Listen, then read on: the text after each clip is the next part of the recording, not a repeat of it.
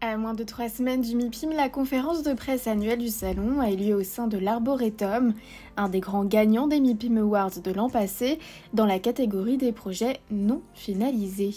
Nous avons choisi avec mon associé Guillaume Poitrinal ce lieu parce qu'on considérait que par sa taille et son emplacement, il était absolument exceptionnel pour réaliser une opération très différenciante par rapport à une opération classique, puisque nous sommes dans un parc propre au campus de 6 hectares et nous réalisons une opération de 125 000 m² de bureaux, qui est le plus grand campus en bois jamais réalisé, situé à 15 minutes, porte à porte, du centre de Paris. Cet événement fut l'occasion pour le directeur du MIPIM de présenter sous forme de vidéo les 43 projets finalistes retenus cette année pour les MIPIM Awards. Face aux crises énergétiques, géopolitiques et environnementales, le MIPIM lance également une série de transformations pour répondre aux enjeux mondiaux. L'Arboretum est un des grands gagnants des MIPIM Awards de l'an dernier. Dans la catégorie des projets encore non finalisés, et on est content en fait d'inviter tous nos partenaires ici pour découvrir l'état d'avancement, les premières réalisations, et aussi parler du MIPIM 2023, donc qui s'annonce du 14 au 17, avec pas mal de nouveautés, une édition qui va être un beau succès avec 23 000 participants attendus.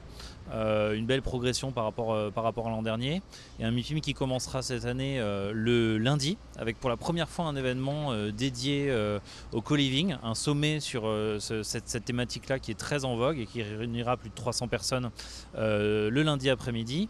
On aura évidemment le lancement du MIPIM le mardi avec Jeremy Rifkin, l'auteur et économiste américain, qui interviendra sur les sujets environnementaux et énergétiques.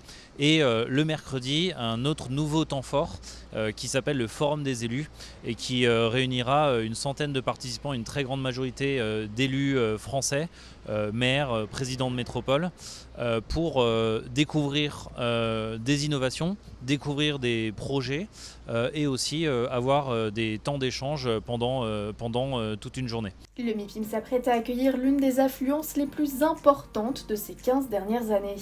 Les principaux investisseurs mondiaux seront présents, ainsi que des délégations importantes telles que les États-Unis, l'Arabie Saoudite, le Japon ou encore l'Australie. MIPIM 2023 est aux portes dans quelques semaines. Nous attendons une belle croissance en termes de visiteurs. Nous attendons autour de 23 000 participants. On était 20 000 l'année dernière.